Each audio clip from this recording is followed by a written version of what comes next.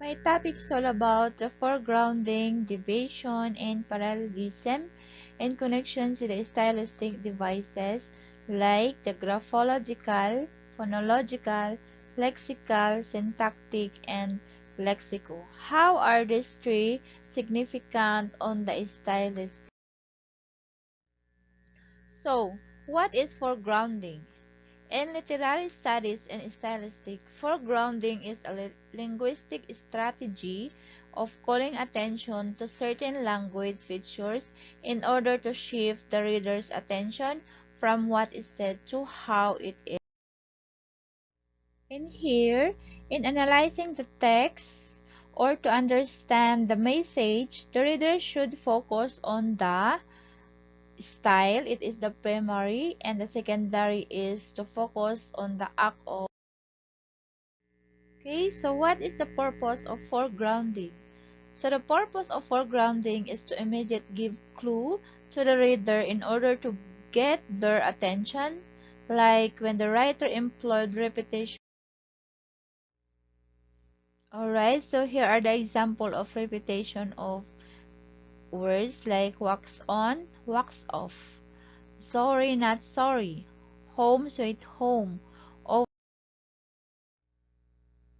There are two main types of foregrounding. First, we have the deviation. It is the disordering or disorganizing of the normal process of communication. So we have the lexical deviation, when rules of lexis or word formation are broken, and the invention of new words and poet which may exist in the normal. Alright, so therefore, deviation occurs when we have a set of rules or expectation which are broken in some way. So deviation from expectation produces the effect of foregrounding, which attracts attention and aids memorability. Examples: when you always visit the church every Sunday and shift to every Wednesday visiting the church. So it implies the deviation and the normal. Next, we have the parallelism or the grammatical deviation. So, grammatical deviation is when a sentence or sentences break a rules of grammar. Okay, so example here is, thou hast bound bones and veins in me, fastened me flesh. Instead, it is constructed as to make me into flesh by fastening. Example, crown him king. Okay, so here are the different stylistic devices.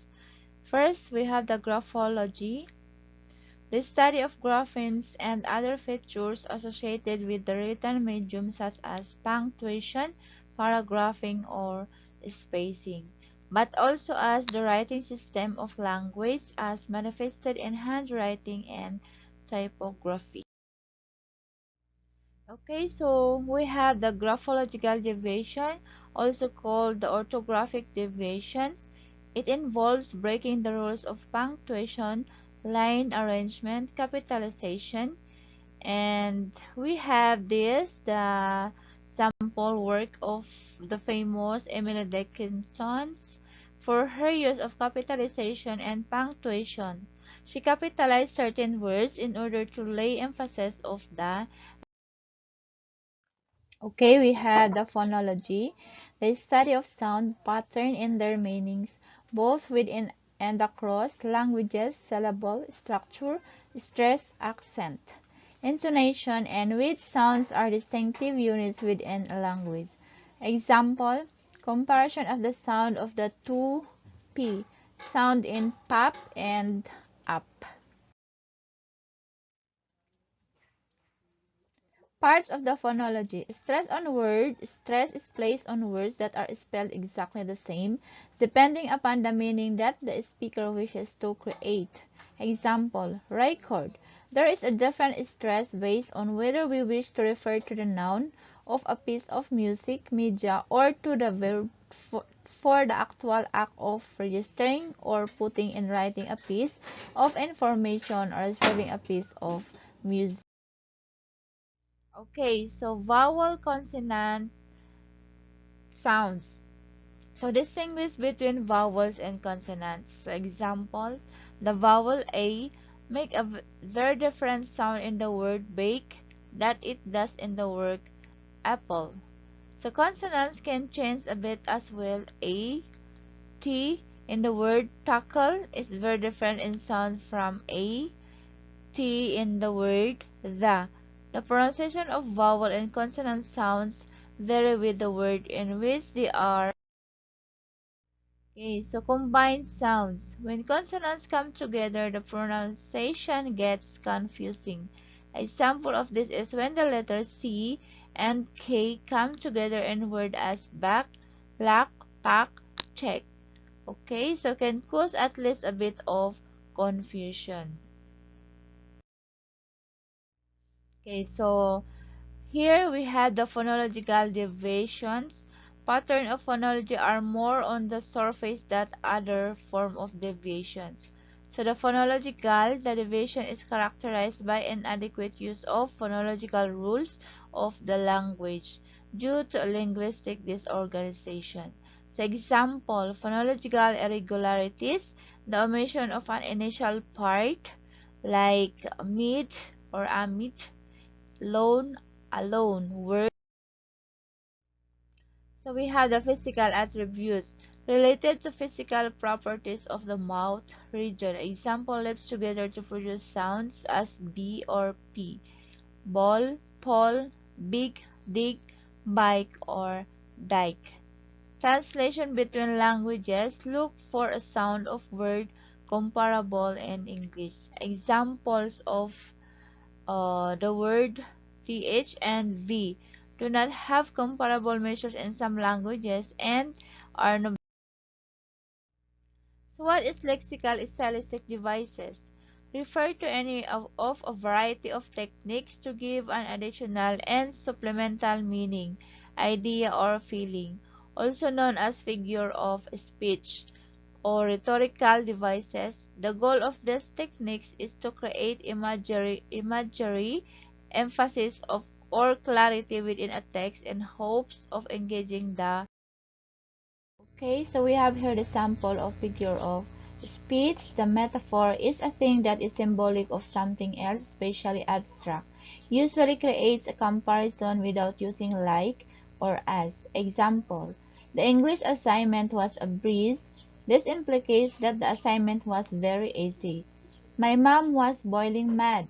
This implicates that she is. Okay, another one is a simile. Compares two things using like or as. Example, soldiers are as brave as lions. This use of a simile compares the braveness of a soldier to that of a lion. So another one is the hyperbole. Is extreme exaggeration. No comparison, just create an overstatement that cannot be taken seriously. Examples, my grandmother is as strong as. Another we have the irony is used to contradict what one says and what one does, or it's usually used to create suspense. For example, the teacher passed back the exam. When Jean received her exam, she exclaimed, "Oh, great!" At the corner of the page held a big red F. So this is an example of irony because though Jen exclaims, "Oh great," she's contradicting what is her test score. Actually is, which isn't so great. In other words, she was being. Alliteration is the repetition of a single letter at the beginning of word in a sentence, also known as a tongue twister, because they start the word within the sentence begin with the same letter. Example, Peter Piper picked a peck of pickled peppers, or she sells seashells by the seashores.